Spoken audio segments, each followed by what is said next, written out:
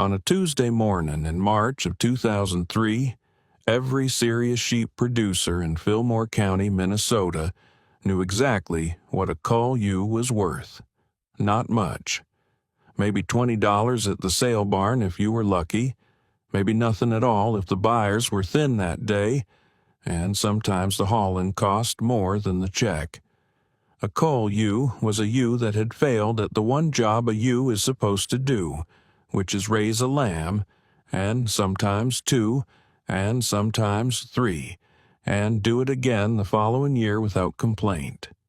She was too old, or too small, or too prone to mastitis, or too slow to claim her lambs, or simply not profitable enough to justify another winter of hay.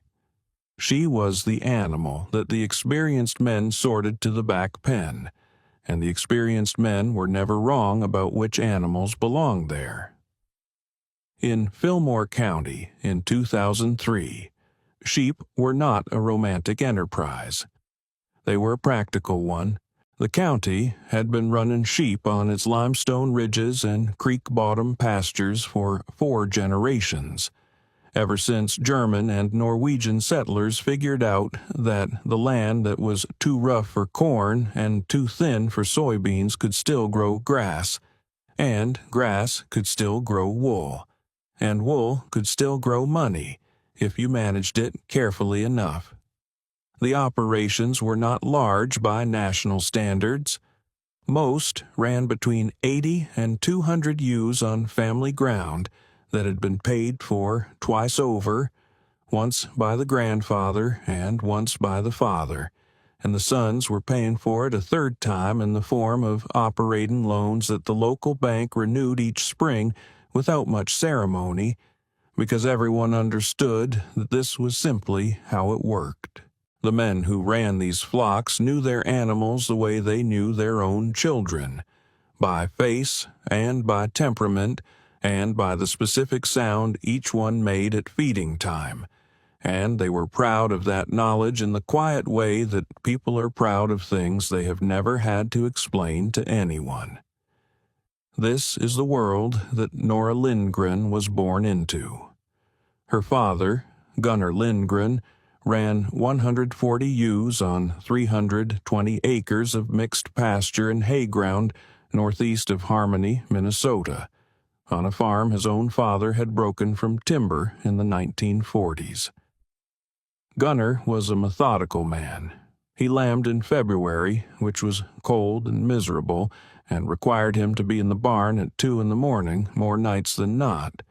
But he had always lambed in February, and his father had always lambed in February, and the lambs were ready for the spring grass when the spring grass arrived, and that was the logic of it. He ran Rambouillet crosses because Rambouillet crosses were what Fillmore County ran. Fine wool animals with good mothering instincts and solid fleeces that the wool pool bought at a predictable price every June. His average weaning weight ran around 85 pounds. His average fleece weight ran around 8.5 pounds. His net return per ewe, in a good year, was somewhere between $40 and $60 after feed, health costs, and the depreciation on equipment that was older than his children. He was not getting rich. He was not trying to get rich. He was maintaining something, and he understood the difference. Nora grew up doing the things that children on sheep farms do. She tagged lambs and drenched ewes and learned to read the signs of pneumonia before a veterinarian could confirm it.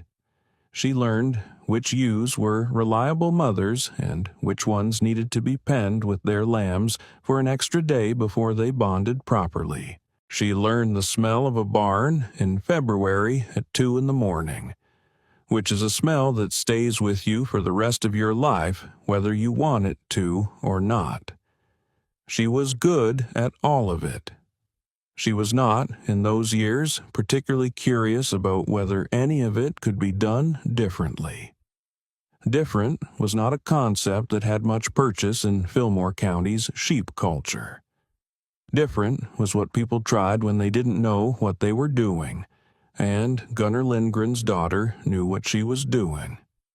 She left for the University of Minnesota in the fall of 2001.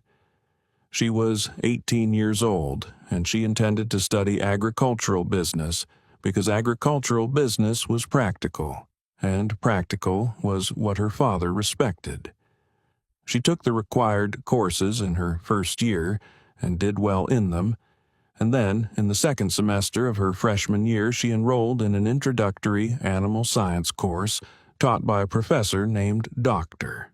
Anita Saarinen, who had spent 12 years studying small ruminant production systems in New Zealand, Iceland, and the Faroe Islands before returning to Minnesota to teach, and who had opinions about Midwestern sheep production that she did not keep to herself. Let me tell you about Dr. Saarinen because she is the reason Nora Lindgren started asking questions that nobody in Fillmore County had thought to ask. Dr. Saarinen was not a provocateur. She was not interested in tearing down what worked.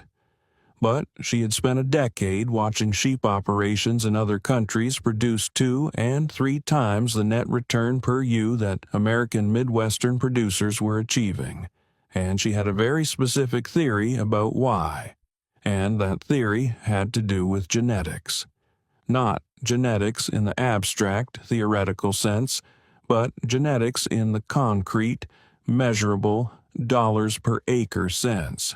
The Rambouillet cross that dominated Fillmore County was a fine wool animal bred for clip weight and hardiness in arid western range conditions.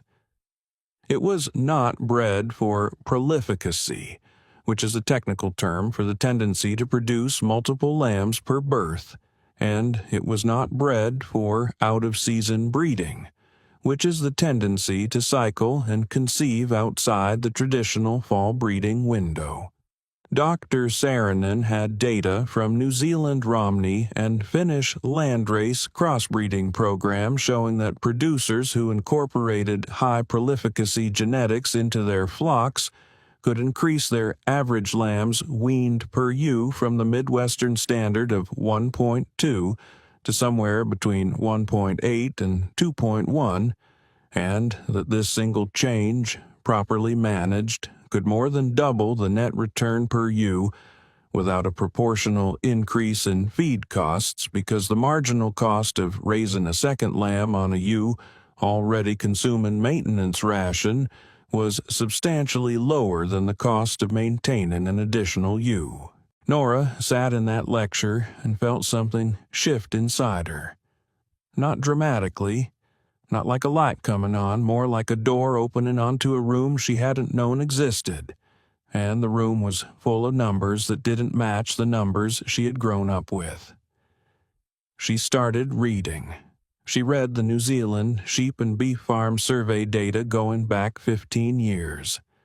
She read Finnish landrace breed studies from Iowa State and Cornell. She read the polypay development research from the U.S. Sheep Experiment Station in Dubois, Idaho, where researchers had spent 30 years breeding specifically for prolificacy and out-of-season lambing in continental American conditions. She read about the Romanov, a Russian breed with a prolificacy rate so extreme that litters of 4 and 5 lambs were not uncommon, and about the practical challenges of managing those litter sizes in a small operation. She filled a spiral notebook with figures, and then she filled a second one. By the end of her sophomore year, she had a theory, and the theory was this.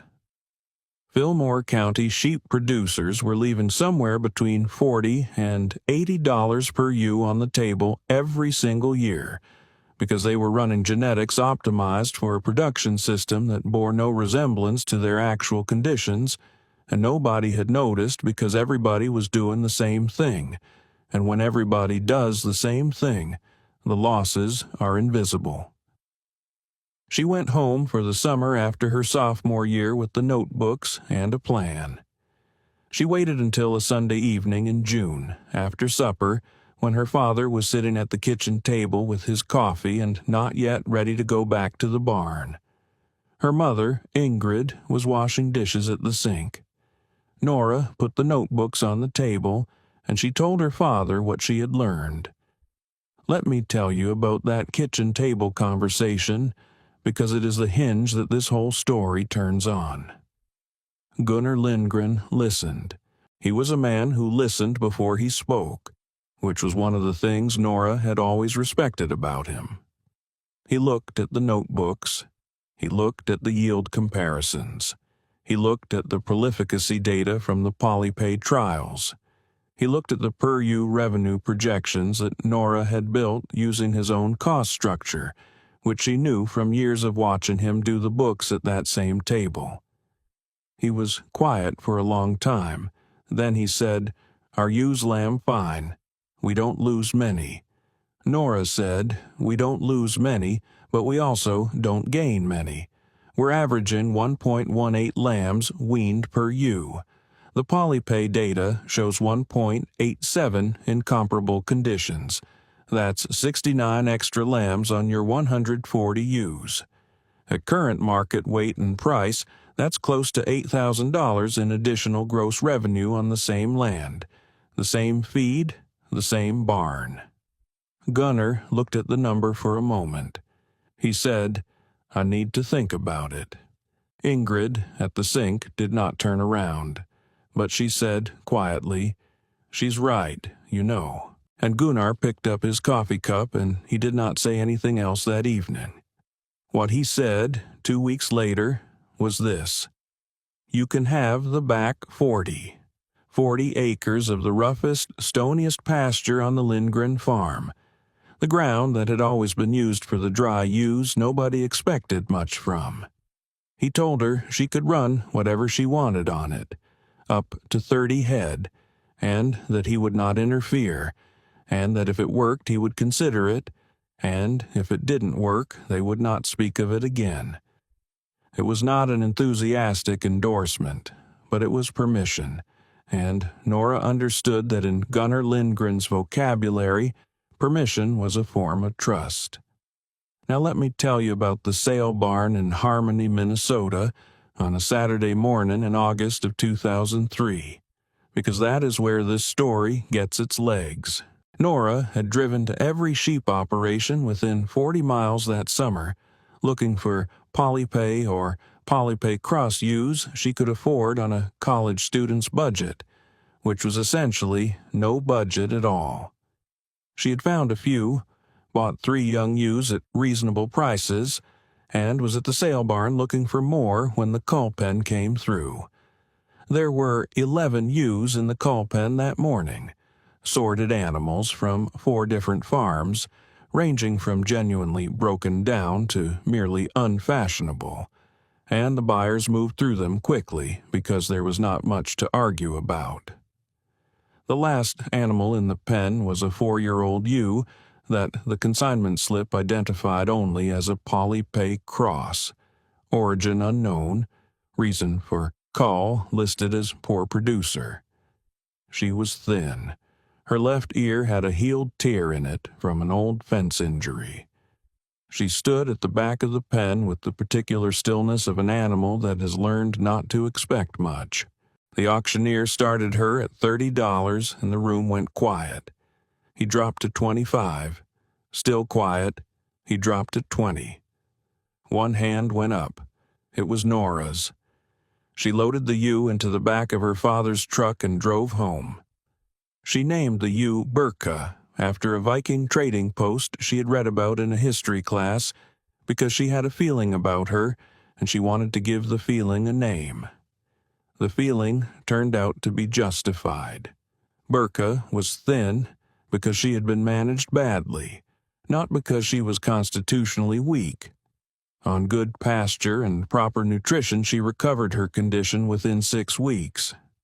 In November, when Nora put her in with the ram she had borrowed from a polypay producer 2 counties over, Burka settled immediately. In February, she delivered triplets, all 3 of them vigorous, all 3 of them claimed within minutes of birth. She raised all 3 to weaning at weights that made Nora write the numbers down twice, because she wanted to be sure she had them right. 94 pounds, 91 pounds, and 88 pounds. 3 lambs, 1 ewe, 1 breeding season. Gunnar watched this from the other side of the fence and said nothing. Let me tell you about Denny Crowley, because you need to understand him before you can understand what he said at the Fillmore County Sheep Producers Meeting in October of 2003. Denny ran the largest sheep operation in the county, 280 ewes on 600 acres south of Preston, and he was the kind of man who had built something real and knew it and did not feel the need to be modest about it. He had served on the State Wool Pool Board for 9 years. He had been named Minnesota Sheep Producer of the Year in 1998. He drove a truck that was 3 years old instead of 12, which in Fillmore County was a statement. He was 54 years old, and he had been raising Rambouillet crosses since he was 19, and he had the records to prove that his system worked, and his system was the county's system, and the county's system was, in his view, the correct system. The Fillmore County Sheep Producers met 4 times a year in the basement of the Lutheran Church in Harmony. There were usually between 20 and 30 producers at these meetings, men mostly, ranging from Denny Crowley's scale down to operations of 40 or 50 ewes that were more hobby than enterprise. Nora had been attending since she was 14, first as Gunnar's daughter, and now, in the fall of 2003, as a producer in her own right, which was a status that nobody at the meeting had formally acknowledged, but which she had claimed by showing up with a notebook and sitting in a chair rather than standing against the wall. She waited until the business portion of the meeting was finished, and then she raised her hand and asked if she could say something about alternative genetics. The room did not go hostile. It went something more uncomfortable than hostile, which was politely indifferent, the way a room goes when it has already decided that what is about to be said does not require full attention. She laid out the data. She talked about prolificacy rates and lambs weaned per ewe, and the polypay trial results, and the per ewe revenue differential.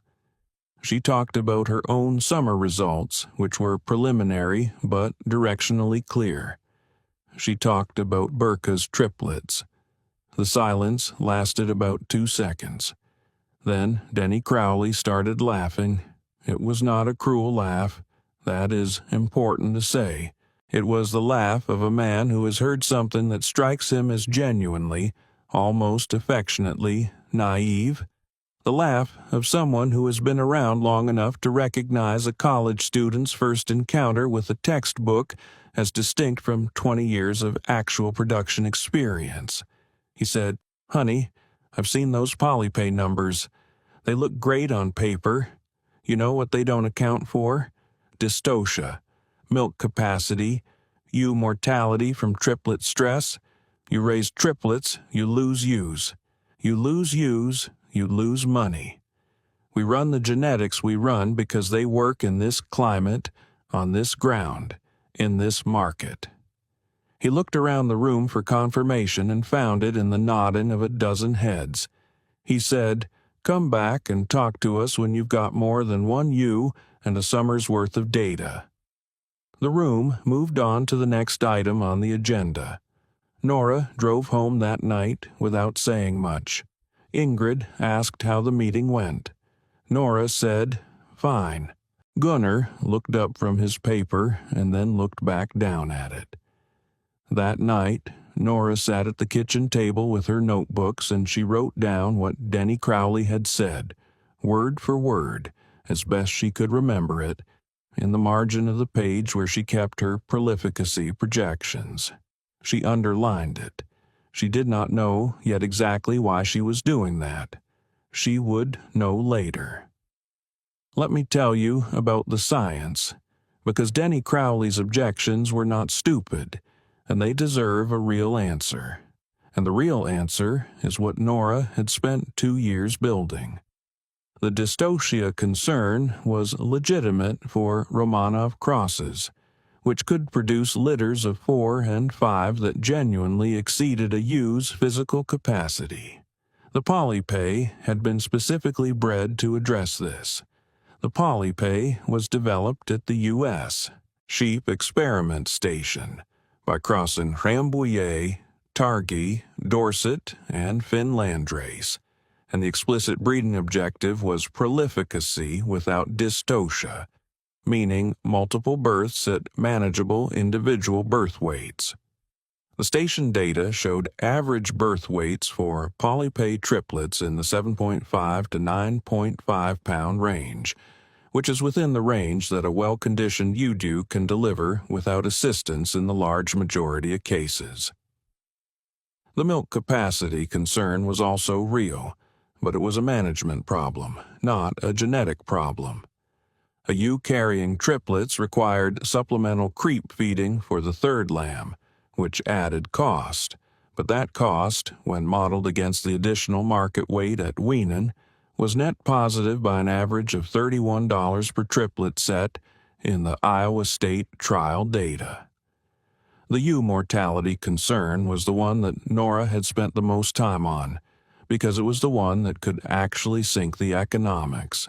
What she found was that triplet-related ewe mortality in well-managed polypay operations ran about 2.1% above the single lamb baseline, which at her projected scale added roughly 0.6 ewe deaths per year against an additional revenue of somewhere between $4,000 and $6,000 annually. The math was not close. What Denny Crowley had was experience with a system. What Nora had was data about a different system. Those are not the same argument. And the fact that they are not the same argument is the thing that the room in the Lutheran church basement had not understood. Nora went back to school that fall, and she worked, and she came home the following summer, and she worked, and the flock on the back 40 grew as she could afford to grow it. She bought animals carefully, prioritizing documented prolificacy records over price, and she culled without sentiment, which was something she had learned from her father, even if she was applying it to a different standard. By the spring of 2005, she had 22 ewes on the back 40, all polypay or polypay crosses, all managed on a nutritional program she had designed around the specific energy demands of multiple barren ewes in the Minnesota winter, which required higher pre-lambing supplementation than the Rambouillet program her father ran, but which she had costed out to the dollar. She graduated from the University of Minnesota in May of 2005 with a degree in agricultural business and a minor in animal science and a second spiral notebook that was more worn than the first. Let me tell you about the lambing season of 2005, because it was the first full season on the back 40 that produced numbers large enough to mean something. Nora lambed in March, not February, which was the first departure from county practice that anyone had noticed. She lambed in March because the polypay's breeding flexibility allowed her to target a March lambing, and because March lambing in Minnesota, while still cold, is cold in a different way than February, a way that allows a few more degrees of margin for newborn lambs and reduces the incidence of hypothermia in the first critical hours of life. She had 22 ewes go through the breeding season. She got 22 pregnancies. She got 41 live lambs, which is a lambing rate of 1.86 against her father's 1.19 that same spring. She lost 2 lambs in the first 48 hours to causes she documented carefully. 1 hypothermia, 1 failure of passive transfer, and she made notes about what she would do differently the following year. She weaned 39 lambs. Average weaning weight, 88 pounds. Total weaned weight, 3,432 pounds. At the going market price that summer, her gross revenue from 22 ewes was $7,106. Her father's gross revenue from 140 ewes, at his average performance, was approximately $26,000. Per EWA, Nora's return was $323. Her father's was $186.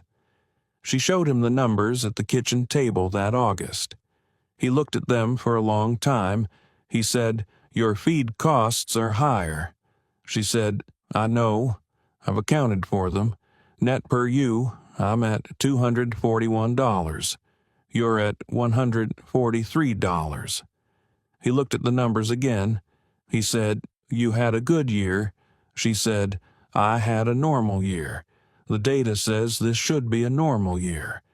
He picked up his coffee cup. He said, "Let me think about it." That fall, at the Fillmore County Sheep Producers Meeting, Nora presented her 2005 results. She did not editorialize. She put the numbers on a piece of paper and she passed the paper around the room and she let the numbers do what numbers do. Denny Crowley looked at the paper. He said, "1 season." She said, "Yes." He said, "You had good weather." She said, "February was the same for both of us." He said, "Your scale is too small to draw conclusions." She said, "I agree. That's why I'm going to do it again."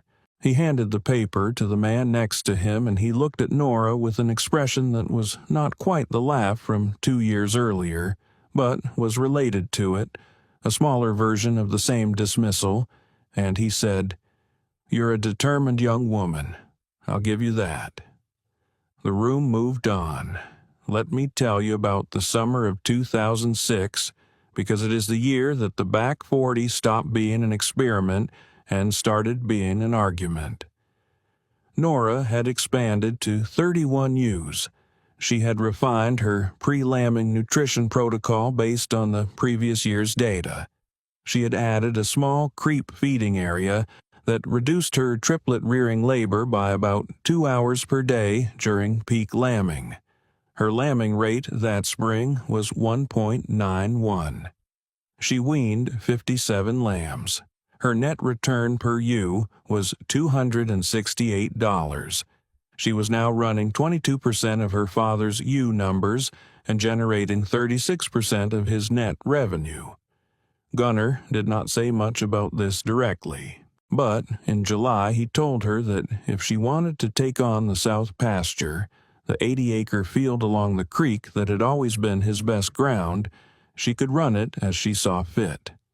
He said it the way he said most things, briefly and without ceremony, and Nora said thank you and did not make more of it than he intended. People in the county were starting to drive past the back 40 and the south pasture slowly, not stopping, just slowing down. The lambs on Nora's ground were visibly heavier than the lambs on the neighboring operations, and there were more of them per ewe, and these were things that a Fillmore County sheep producer could not help noticing, even if he was not ready to say anything about them. At the co-op in Harmony, Denny Crowley was still holding court at the counter on Tuesday mornings, and the word was that he had looked into polypay genetics and found them wanting for reasons he was prepared to enumerate at length. And the men at the counter listened because Denny Crowley had been right about enough things for long enough that his certainty was its own kind of evidence. Nora was aware of this. She was not particularly bothered by it. She had the numbers, and the numbers were not going anywhere. Then came the summer of 2007, which was the year that answered every remaining question. Let me tell you about the summer of 2007, because it is the reason this story is still being told. The summer of 2007 brought a drought to southeastern Minnesota that the older farmers said was the worst since 1988.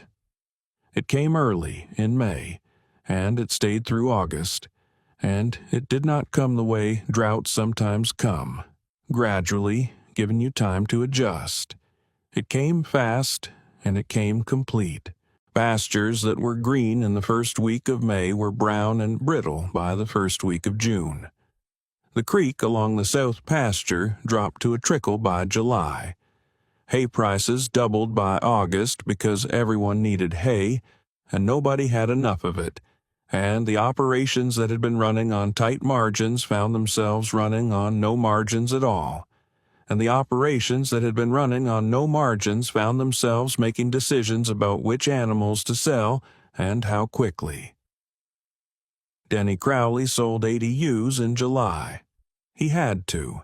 His pastures were gone, and his hay reserves were not sufficient to carry 280 ewes through what looked like a long dry fall, and the economics of buying hay at drought prices to maintain a full flock were not recoverable in a single season. He sold good ewes, productive ewes that had taken years to select and develop, and he sold them at distressed prices because everyone else was selling at the same time and the market knew it. He sold them at an average of $85 per head, which was $40 below what they would have brought in a normal year, and the loss on those 80 animals, between the sale discount and the foregone production, was somewhere north of $15,000. Nora did not sell a single ewe. She did not sell a single ewe because she'd been running a stocking rate on the south pasture that her father had considered conservative, and that Denny Crowley, on the one occasion he had driven past and done the mental arithmetic, had considered wasteful. She had been running 31 ewes on 80 acres of her best ground, which is a stocking rate of roughly 0.39 ewes per acre, against the county average of closer to 0.65. She had done this deliberately, based on research from the University of Minnesota Extension Service, showing that moderate stocking rates in variable rainfall years produced better long-term pasture health and better animal performance than aggressive stocking rates, and that the short-term revenue cost of lower stocking density was more than offset by the resilience it created in drought years. Her pastures were stressed in July of 2007. They were not destroyed. Her creek-bottom ground held moisture longer than the upland pastures that most of her neighbors were running. She supplemented with hay beginning in late June, drawn on reserves she had put up herself in the wet spring, and she managed through. Her 2007 lambing results from the previous fall's breeding had been her best yet. A lambing rate of 1.94, 62 lambs weaned from 32 ewes, average weaning weight of 91 pounds. Her gross revenue from those lambs, sold before the drought hit the market, was $14,260 from 32 ewes. Her net per ewe was $289. Denny Crowley's net per ewe in 2007, after the emergency destocking and the hay purchases and the sale discounts, was negative. He did not publish that number, but it was the kind of number that travels in a small county without needing to be published. That fall, Nora's father told her she could decide the rotation for the entire farm, all 320 acres, all 140 of his ewes if she wanted to transition them. He said it over supper on a Wednesday evening in September, and he said it in the same brief, unceremonious way he said everything, and Nora looked at him across the table and she said, "I'll need to call pretty hard." He said, "I know." She said, "It'll take 3 years to get the genetics where they need to be." He said, "I know." He picked up his fork. He said, "You were right." 3 words. For Gunnar Lindgren, that was a speech. Ingrid, at the sink, smiled at the window. Let me tell you about what happened after, because the story doesn't end with a drought and a supper table. In the fall of 2007, Nora began the transition of the Lindgren Farm's full flock to Polypay cross genetics. She culled 60 of her father's ewes over 2 years, not all at once because she understood that the cash flow from the existing flock was what was funding the transition, and she replaced them with animals selected specifically for documented prolificacy, structural soundness, and milk capacity. She adjusted the farm's lambing calendar, the hay program, the creep feeding infrastructure, and the record-keeping system, which had previously existed in Gunner's memory and in a spiral notebook that was not hers to read. She built a new record-keeping system in a binder that she kept on the kitchen shelf next to the cookbooks, and she updated it after every lambing and every sale and every health event, and over time it became the most detailed production record in Fillmore County. By 2009, the full Lindgren flock was running at a lambing rate of 1.81, which was lower than the back 40s peak because the transition animals were not yet fully selected for prolificacy, but which was already 52% above the county average. By 2010, it was 1.89. By 2011, it was 1.96. The net return per ewe in 2011 was $301, against a county average that the State Extension Service estimated at $138. The Lindgren farm was running 140 ewes and producing the net revenue that would have required 305 ewes under the county's standard system. They were doing it on the same 320 acres. They were doing it with one full-time operator, which was Nora, and one part-time operator, which was Gunner, who had not retired so much as redistributed his labor toward the tasks that Nora assigned him, which he performed without complaint and with a competence that she had always known was there. In the fall of 2010, a reporter from the Rochester Post-Bulletin drove out to the Lindgren farm to write a story about the operation. The story ran under the headline, "Harmony Farm Bucks Tradition, Doubles Returns," and it included Nora's per-ewe numbers and a photograph of the south pasture with its lambs, and it was the kind of story that people in Fillmore County read carefully and then set down and picked up again. At the Fillmore County Sheep Producers meeting that November, 3 producers asked Nora if she would be willing to walk them through her genetic selection protocol. She said yes. She spent 2 hours after the meeting at a folding table in the Lutheran church basement, going through her binder with anyone who wanted to look. Denny Crowley was not at that meeting. He had not been at the previous 2 meetings either. This was noticed. He came to the Lindgren farm on a Thursday morning in early December of 2010. Nora was in the barn doing a pre-breeding condition check on the ewes when she heard his truck in the yard. She came out, and he was standing by his truck with his hands in his coat pockets, looking at the south pasture, which was empty now with the ewes in the barn, but which he had driven past enough times to know. He said, "I want to talk to you about genetics." She looked at him for a moment. She said, "I remember you told me to come back when I had more than 1 ewe and a summer's worth of data." He looked at the ground. He said, "I remember that too." She said, "I've got 140 ewes and 8 years of data." He said, "I know." She said, "Come inside." She put the binder on the kitchen table. She made coffee. She sat across from him and she walked him through every year from 2003 to 2010. The lambing rates and the weaning weights and the per-ewe revenues and the drought year comparison and the stocking rate philosophy and the nutrition protocols and the culling criteria. He asked good questions. She answered them. He was quiet for a long time after she finished. He said, "I lost money in 2007. She said, "I know." He said, "I should have listened to you in 2003. She said, "You didn't have enough information in 2003. I did, but you didn't, and that's a different problem." He looked at her.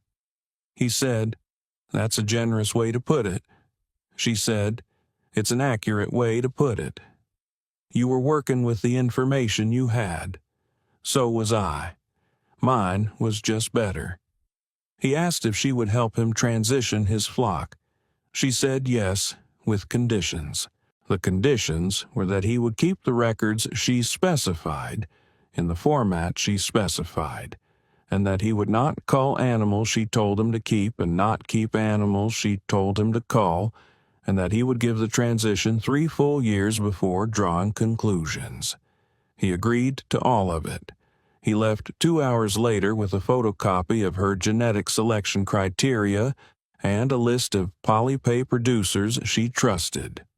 Let me tell you about what happened in the years that followed, because the story doesn't end with one man coming around.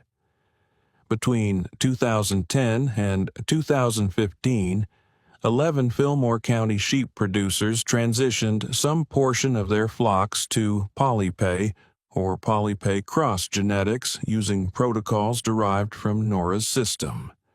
Not all of them made the full transition. Some ran split flocks for years, testing the new genetics against their existing animals on the same ground, which produced the kind of side-by-side comparisons that are more persuasive than any data table because you can see them with your own eyes. The county's average lambing rate, which had sat at 1.17 to 1.22 for as long as anyone had been keeping records, began to move. By 2013, it was 1.41. By 2015, it was 1.58. These were not Nora's numbers, but they were moving toward Nora's numbers, and the direction of movement was its own kind of verdict. In 2013, Nora was invited to present at the Minnesota Sheep Producers Association annual meeting in St. Cloud. She drove up on a January morning with her binder and her 10 years of production records, and she stood at a podium in a hotel conference room, and she told the story of the back 40 and the $20 ewe and the drought of 2007 and the transition of the Lindgren farm, and she put her numbers on a screen where 200 sheep producers from across the state could see them. The room was quiet in the way that rooms go quiet when the numbers are not disputable. She said, "The lesson isn't that polypay genetics are magic. They're not. The lesson is that any flock that's optimized for one set of conditions and one set of market assumptions is a flock that needs only one bad year to find out how fragile those assumptions were."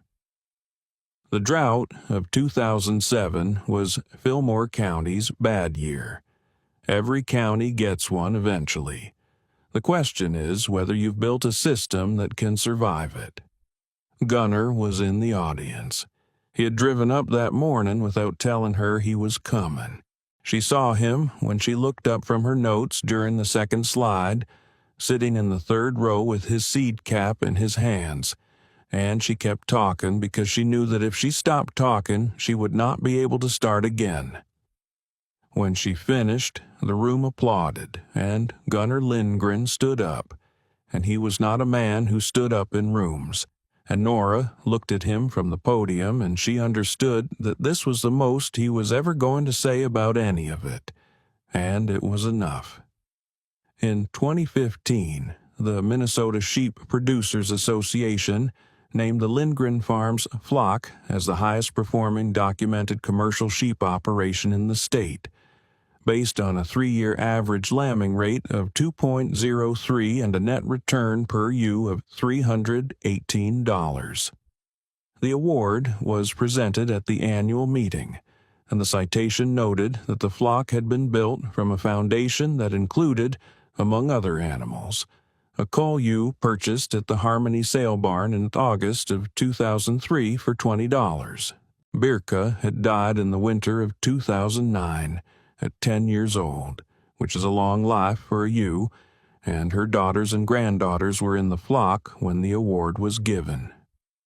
Nora kept a photograph of Birka on the shelf in the barn, next to the hook where she hung the lambing flashlight, and she had looked at it every lambing season for 6 years by the time the award came. Let me tell you one last thing, because it matters to how this story ends. In the spring of 2016, Nora's daughter, she'd married a man named Tobias Erickson, who had grown up on a grain farm in Mower County, and who had learned sheep production the way you learn things when you marry into them, which is thoroughly and without the option of stopping. Nora's daughter was 4 years old and not yet relevant to this story, but in the spring of 2022, when she was 10, she came to Nora in the barn during the lambing check, and she had a notebook, a composition notebook with a green cover, and she said, "I've been reading about hair sheep." She said it the way Nora had once said, "I've been reading about prolificacy rates," which is to say, with the particular earnestness of someone who has found a thing that makes sense to them and is not yet sure if anyone else will agree.